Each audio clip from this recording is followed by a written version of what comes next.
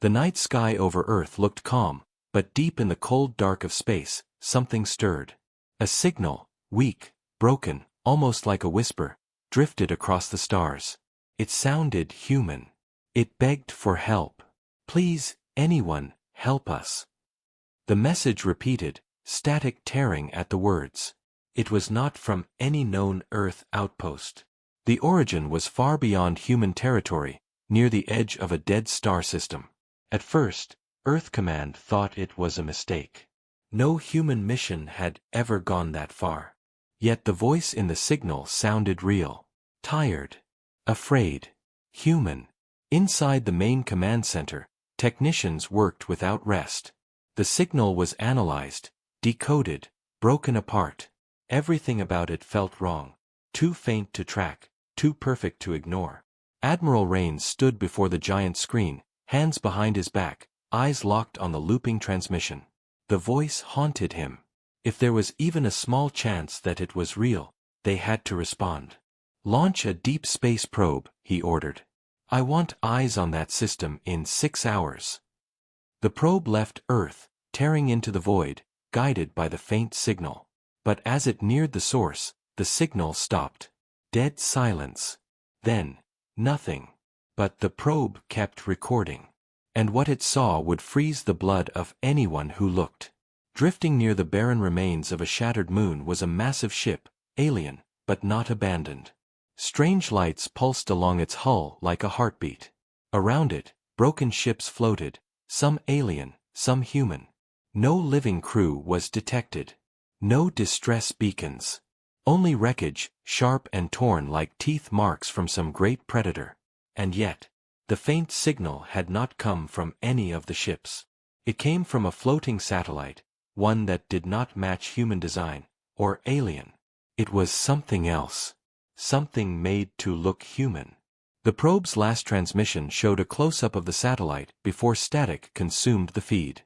A voice spoke once more. "Help us, please." But this time, the words were followed by a second voice. Low, cold, not human. "They are coming." And then the probe was gone. Earth Command went silent. The room felt colder. Someone whispered, This is a trap."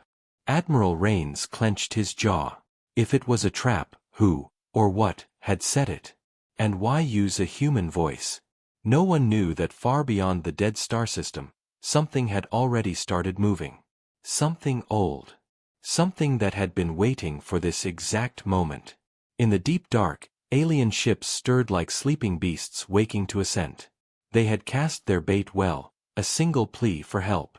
They knew humanity's weakness. Humans always answered. And now, the stars would shake. Back on Earth, the debate began. Some believed the signal was a lure to draw Earth forces into hostile territory. Others argued it might be a real distress call, lost human explorers, captured and crying for rescue. But humanity had changed over the last century. They had grown stronger, faster, bolder. They had built fleets that could cross systems in days, not years. And above all, they had a rule. No human cry for help is ever ignored. "Mobilize the fleet," Raines said, his voice calm but hard. "We go to them."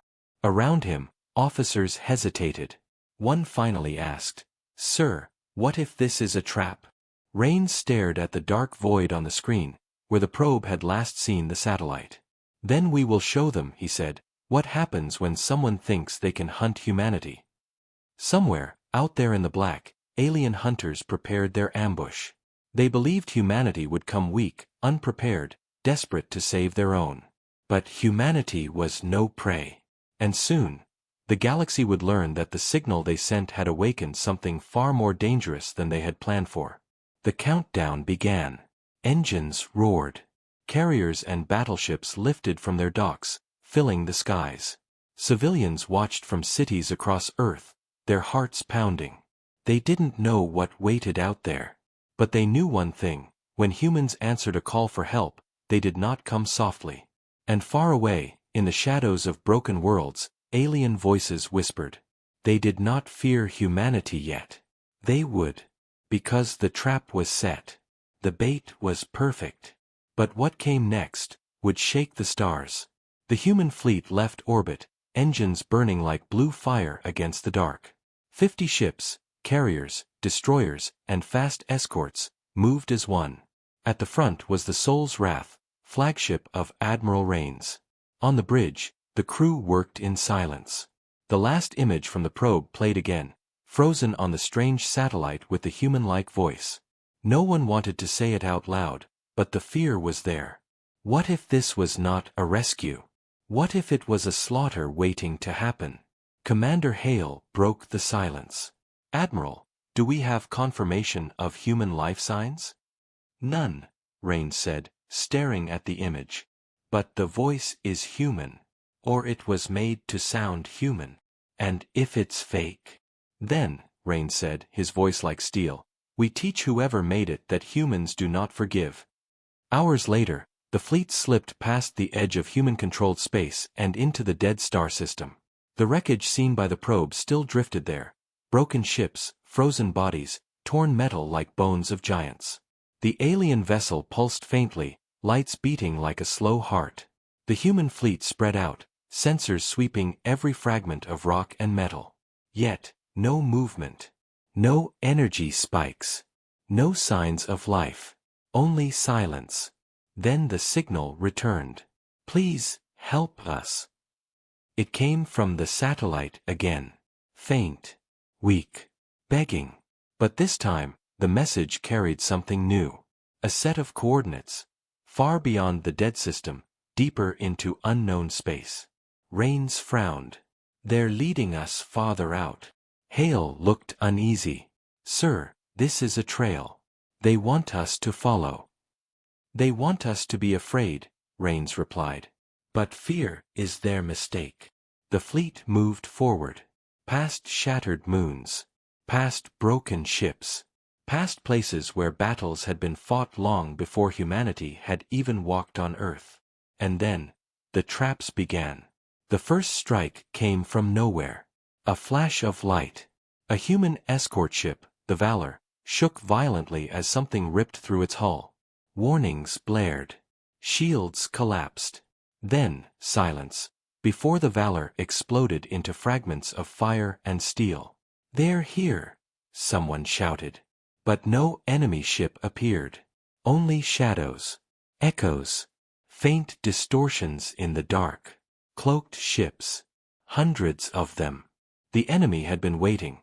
Silent hunters, invisible to scanners, circling like wolves around prey. The human fleet locked weapons.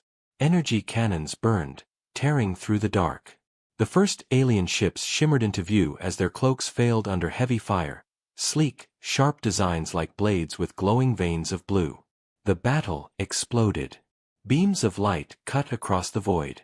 Missiles streaked through debris fields. Alien ships moved fast, too fast, slashing at human ships before darting back into the dark. But humans fought harder. Every loss was answered with 2 alien ships torn apart. Yet for every enemy destroyed, more appeared. The swarm grew thicker, moving the battle toward the coordinates hidden in the distress signal. Rains saw it. The pull. The lure. They're hurting us, he said, voice cold. Right where they want us. Commander Hale's face went pale. Then what's waiting at the end? The answer came moments later. As the human fleet drove forward, the dark around them split open. A shape emerged, massive, ancient, covered in strange symbols glowing red. It wasn't a ship. It was something older. Something built to last forever. A fortress. And inside it was the true source of the human voice. Sensors picked up faint life signs, human, real. Dozens of them. Admiral, Hale said, stunned. They have prisoners. Rains did not hesitate. Then we're taking them back. But as the fleet charged, the alien swarm broke formation. They fell back, retreating toward the fortress. Not in fear, no. They were leading humanity closer. Closer to something waiting inside. Then the voice came again. Not weak. Not broken. Not begging. This time, strong. Confident. "Welcome, humans," it said, in perfect English. "You came just as we knew you would." The alien voice. Not human at all. The transmission ended, and a second signal burst across human comms. One word, sharp and deadly. Fire. The fortress lit up, glowing like a star. And something inside it began to wake. The alien fortress pulsed like a living thing. Red lights ran across its surface, glowing brighter with each passing second. Energy readings climbed beyond anything human sensors had recorded before. It was not just a base. It was a weapon.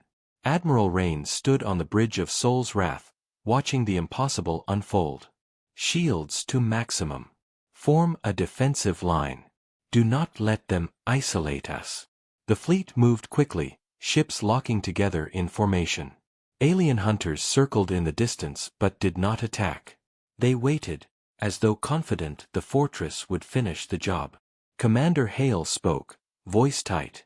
"Admiral, scans indicate movement inside the structure. Something huge. Bigger than a dreadnought." The deck trembled slightly as distant explosions echoed across the void.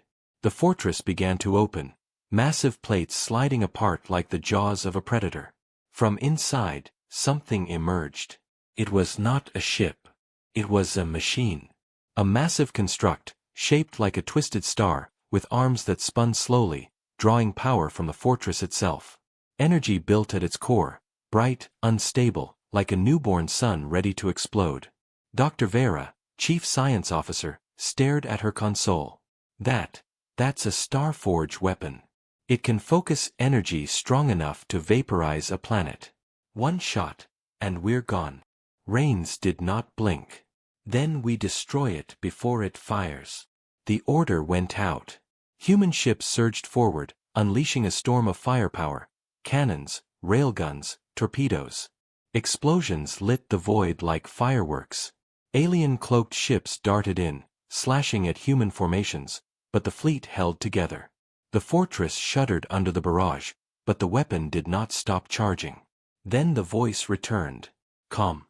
Mocking. Impressive. You fight harder than expected. But this is not a battle you can win. Humanity was chosen for this moment, not as warriors, but as the spark that lights our war.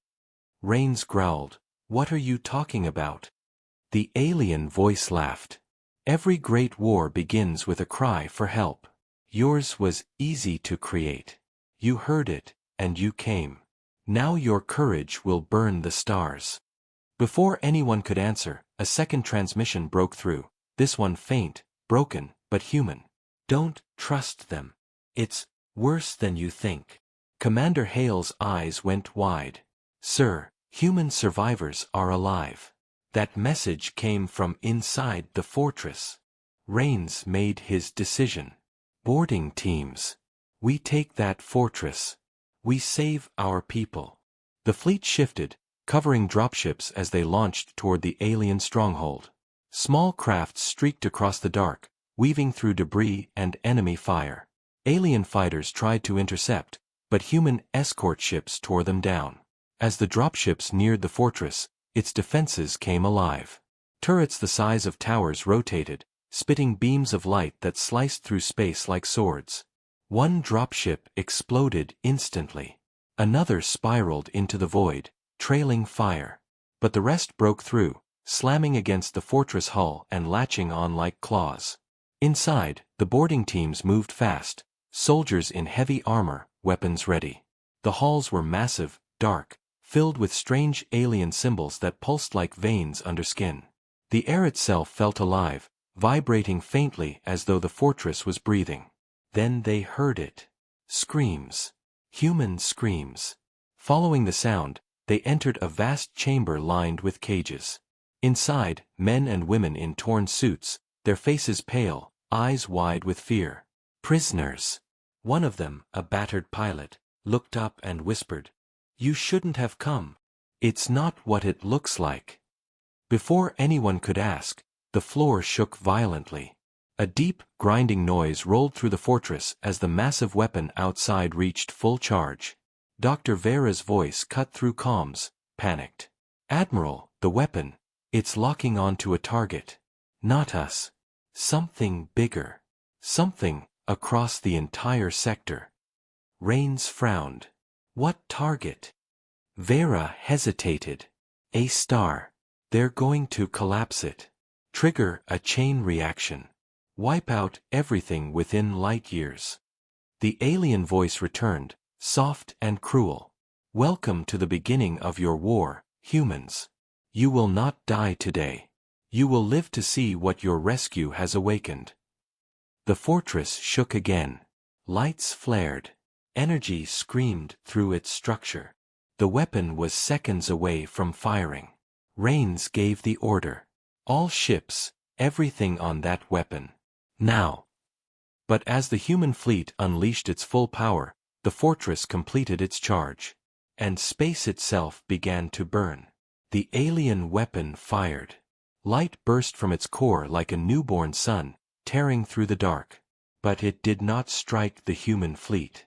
Instead, a beam shot past them, vanishing into distant space toward a lone star on the edge of the sector. Seconds later, sensors screamed warnings.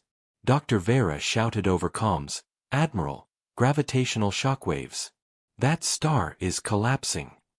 On the bridge of Sol's Wrath, the crew watched in stunned silence as distant light flickered and warped. The star imploded, crushing itself into a singular point before exploding outward in a violent storm of energy. The shockwave rolled across space, vast, unstoppable, tearing through nearby asteroids and ripping apart alien wreckage like paper. Rains gripped the rail. "Shields to full. Ride it out." The wave hit. Ships trembled under the force. Hulls screamed. Shields flared. One human cruiser spun away, caught in the blast, its engines torn from their mounts. But the fleet held, barely. When the light faded, the battlefield had changed. A rip now hung in space where the star had been, a wound of swirling darkness and red light, like the fabric of reality had been torn open. Energy crackled around it, unnatural and hungry. Commander Hale whispered, What did they just open?" Vera's voice was low. "Not a weapon. A door." Before anyone could respond, the alien voice returned, deep and calm. "You do not understand what you've seen. But you will. Through this rift, our masters will come. And your kind will be their first conquest." Rain's jaw tightened. "Not today." He turned to his officers. "Launch strike teams deeper into the fortress. Find the power core. We end this before anything comes through." Inside the fortress, human soldiers pressed forward, moving through twisting alien halls. The prisoners, weak, injured, were escorted back toward the dropships by security teams. But one prisoner, the pilot who had warned them earlier, refused to leave. "You don't get it," he said, struggling against his restraints. "This place isn't just a base. It's a key. If you destroy it wrong, you'll tear the door wider." The lead Marine frowned. "Then what do we do?" The pilot's eyes were haunted. "Shut it from the inside. But once it's done, no one leaves." Before they could ask more, a new tremor shook the fortress. Not from weapons fire. From the rift itself. Outside, the human fleet faced growing chaos. Alien ships no longer attacked. They formed a wide circle around the rift, as though waiting for something to emerge. Their lights pulsed in strange patterns. Signals? Warnings? Or a summons? Then, movement. From within the swirling red-black void, something vast began to rise. Its outline was jagged, wrong, shifting as if made of shadows and light. No ship design matched it. No known science explained it. Dr. Vera's voice cracked. That's not a vessel. It's alive." Admiral Rains knew what had to be done. Target the fortress. All batteries. All torpedoes. Maximum fire. The fleet obeyed. The void filled with fire and light as human weapons slammed into the alien structure. Armor cracked. Sections blew apart. But the fortress refused to fall, its energy shields burned bright, fed by the rift itself. Inside, the strike team finally reached the core, a sphere of black glass suspended in mid-air, glowing with veins of red light. The air was heavy, pressing against their armor like a storm. The pilot stepped forward. This is it. Destroying it will stop the weapon, but not close the rift. You'll need to overload it manually. Someone has to stay. The Marines looked at each other. None spoke. Back on the Soul's Wrath, Rains received the report. He closed his eyes for half a second, then spoke. Do it. The strike team planted charges around the core. The pilot took his place at the control node, fingers trembling as alien symbols glowed beneath his hands. The Marines ran, carrying the last of the survivors toward the dropships. The pilot looked at them one last time and whispered, "Tell Earth, we were already dead." Then he triggered the overload. The fortress began to implode, folding inward as explosions ripped through its walls. Energy surged toward the core, then outward into the rift. And the thing inside the rift screamed. The human fleet watched as the fortress collapsed and the wound in space flickered, shrinking, but not closing. Not yet. The alien fortress was gone, ripped apart by its own core. But the rift still burned in space, a swirling wound of red and black. It pulsed with unstable energy, each pulse larger than the last. On the bridge of Soul's Wrath, silence hung heavy. Every officer stared at the anomaly, knowing what it meant. "It didn't close," Commander Hale said quietly. Dr. Vera's hands shook over her console. "No, but the overload weakened it. If we hit it hard enough, maybe we can seal it, before something comes through." Admiral Rains did not look away from the rift. "Then we hit it with everything we've got." But the rift was no longer empty. A shadow moved inside. It pushed against the swirling edges, forcing the wound wider. Jagged limbs of black light slid out, each one hundreds of meters long, glowing faintly with symbols older than human history. Then the voice returned, deeper, colder than before. "You destroyed the key. But the door is open. And now, you will see what waits beyond." Alien ships around the rift began to pulse with light, sending rapid signals back and forth. Then, as if obeying an unseen command, they turned, not toward the humans, but toward the rift itself. And they attacked. Beams of energy struck the edges of the anomaly, forcing it to stay open. These ships were not fleeing. They were feeding the breach. "Admiral!" Vera shouted. "They're sacrificing themselves, using their own power to stabilize it." Rain's expression darkened. "Then we take them out first. All ships, fire at will. Nothing passes this line." The human fleet surged forward. Cannons roared. Missiles streaked across the void. Alien ships exploded one by one, but the rift kept growing, spilling strange light across the battlefield. Then, the first piece of the creature emerged. A head, if it could be called that. Jagged, shifting, shaped like a fractured mask with no eyes, only lines of red that burned like veins of lava. It made no sound, yet every human on every ship felt it, an echo in their minds, heavy and cold. Hale whispered, "It's looking at us." The creature's limbs lashed out, tearing through the void, striking at both alien and human ships. A destroyer named Peregrine was sliced in half, its two broken halves spinning into the dark before exploding. "Concentrate fire!" Rains roared. "Bring it down before it fully emerges." The fleet obeyed. Streams of firepower hammered the monster's limbs, blasting chunks of dark matter into nothing. But for every wound inflicted, the creature seemed to grow stronger, feeding on the energy around it. Dr. Vera's voice cracked with urgency. "We can't kill it like this. We need to collapse the rift completely, or it will keep regenerating." "How long?" Rains asked. 5 minutes. Maybe less. I need all remaining science vessels to channel energy into a focused destabilization field." But, she hesitated. "The rift will release one final burst before it collapses." A wave strong enough to tear this fleet apart. Rains gave a grim nod. Then we hold the line until you're ready. The battle raged on. Human ships fought in tight formation, weaving through debris and alien wreckage. Fighters darted between the monster's limbs, striking weak points and pulling away just before being crushed. But the creature was nearly free now, half its massive body out of the rift, glowing like a black star. Space itself warped around it, bending light like glass under pressure. Then, another transmission came through. Not alien. Not human. Something older. It was a whisper, not through speakers, but through thought. A voice inside the minds of the human crew. You should not have come here. Now the great wound remembers your kind. The crew shuddered. Some clutched their heads. A few collapsed, blood dripping from their noses.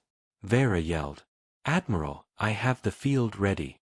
On your command." Rains clenched his fists. All ships, fall back behind Sol's wrath. Channel your reactors into the field. Let's close this thing, now. Energy beams converged on the rift, the air around the battlefield shimmering with violent light. The creature screamed, not aloud, but inside every mind, so loud it shook teeth and bones. The rift began to shrink. But the monster refused to go quietly. Its limbs lashed out one final time, striking 3 human ships at once, tearing them apart in blinding flashes. Then, silence. The rift collapsed. The creature's body shattered into shards of dark light, dissolving into nothing. The battlefield went still. But Dr. Vera did not look relieved. Her voice was a whisper. "Admiral, the signal from the rift, it's still echoing. It's traveling. Across systems. Across the galaxy." Rains turned slowly, his face like stone. Then this wasn't the war. He stared at the dark where the rift had been. This was the beginning. The battlefield was silent now, littered with wreckage, alien and human alike. The rift was gone, but its echo lingered. A faint, rhythmic signal spread outward, faster than light, bouncing across the stars like a beacon on the bridge of Sol's wrath. No one spoke. The crew worked in grim silence, repairing damaged systems and scanning deep space. But they all knew what Dr. Vera had confirmed. Someone, or something, had heard the signal. Admiral Rains stood by the viewport, staring into the void. How far can it reach? Vera hesitated before answering. Across sectors. Maybe the whole galaxy. If it was a distress call for whatever that thing was, others may be coming. Commander Hale frowned. Others? You think there are more of those things? Vera's voice was low. The creature wasn't a weapon. It was a scout. Silence fell across the bridge. Hours later, the fleet began the slow journey home. The surviving ships limped across the dark, carrying prisoners rescued from the alien fortress. Some were too weak to speak. Others spoke only in fragments, describing experiments, voices in their minds, visions of endless black. One prisoner, the battered pilot who had warned them, finally spoke to Rains in the medbay. "They weren't trying to kill us," he said weakly. "They were studying us. Watching how we'd respond." Rains leaned closer. "To what?" The pilot's eyes were hollow. "To the call.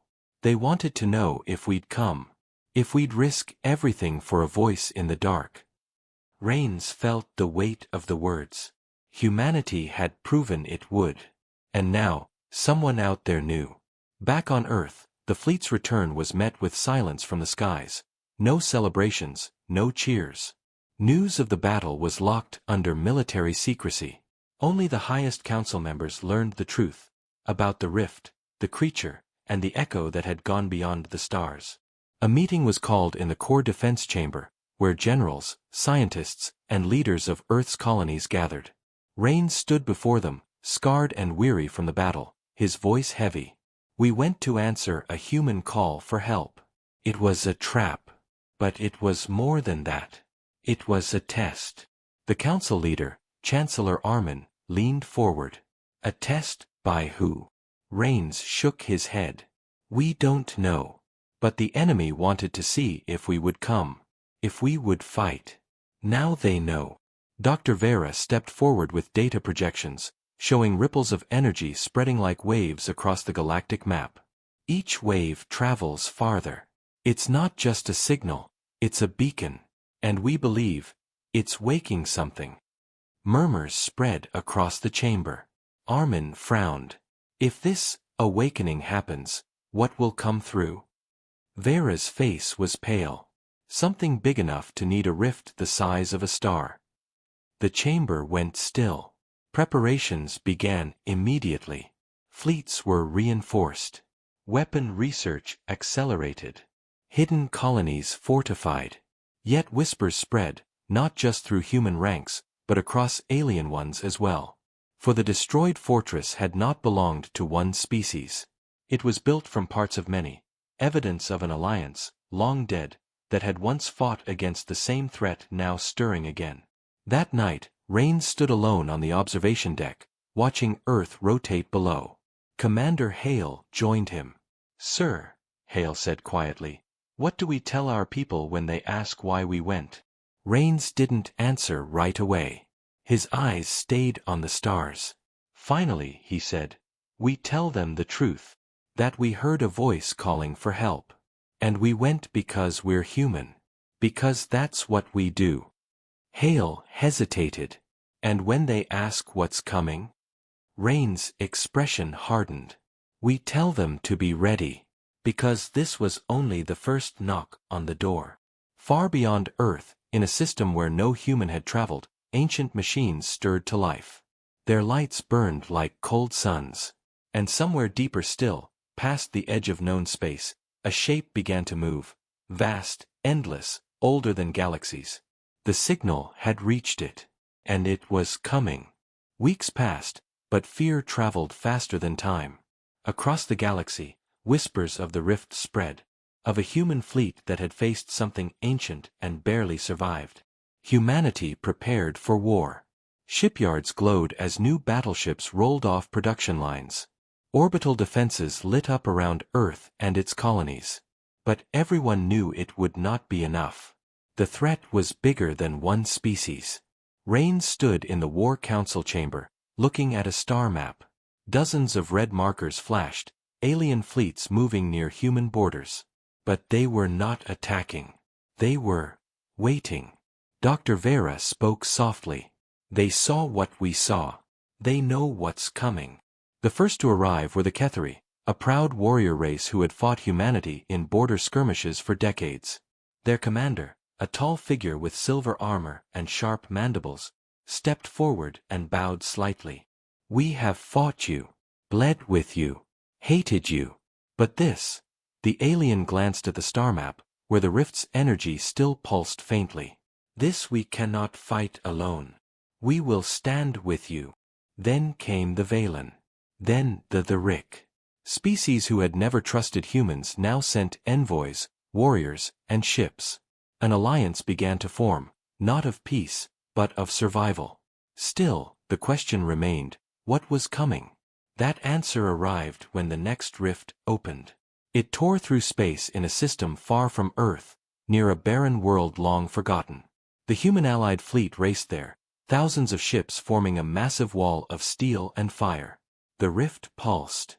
And from it came, not one creature, but many, dozens, hundreds. Each one larger than the first creature, their bodies burning with dark light, their shapes shifting like living storms. They moved with terrifying grace, their presence shaking the void. Admiral Raines' voice rang through every channel. "All ships, hold the line. This is where we make our stand." The battle began. Energy beams lit up the void. Explosions ripped through alien ranks. Human and allied ships fought side by side, weaving between titanic limbs and blasts of red energy. Fighters darted between the monsters, striking eyes, joints, anything that looked vulnerable. But for every creature destroyed, more came. On the bridge, Dr. Vera screamed over the noise. "Admiral! We can't kill them faster than they come. The rift will not close until something enters from this side." Rains understood instantly. You mean us. Vera nodded. Someone has to take the fight to their side. End it there. Or this never stops. Rains turned to his crew, his decision already made. Prepare the soul's wrath. We go through. Commander Hale stared at him. Sir, if you go. I know, Rains said. No coming back. But before the order could be carried out, another voice spoke through comms. Not human, not alien. Deep. Calm. Do not enter. Every ship froze. The voice echoed inside their minds, like the first creatures, but older. Stronger. The fleet scanned for the source. And then, the stars shifted. No, something moved between them. A shape so vast it blocked constellations, a living silhouette stretching for miles. Its body shimmered like liquid silver, its surface etched with glowing runes. It dwarfed even the largest human carriers. Vera whispered, "It's not one of them. It's something else." The voice spoke again. "You woke them. But we have waited for this day. Humanity has done what no one dared," answered the dark. "And now, we fight together." Beams of light erupted from the silver titan, cutting through the swarm like blades of sunfire. The tide shifted. Human ships pushed forward, alien fleets surged with them, and for the first time, the creatures faltered. The battle raged for hours, until the titan unleashed a final burst, collapsing the rift in a blinding flash that shook the void. When the light faded, the monsters were gone. The titan drifted, its voice soft now. This was the first wave. More will come. But now, the galaxy knows humans answer when others run. That is why you matter. And then, like mist in sunlight, the titan vanished. Rains stood on the bridge, staring into the void where it had been. The war was not over. But humanity had earned its place, not as prey, but as the spark of defiance.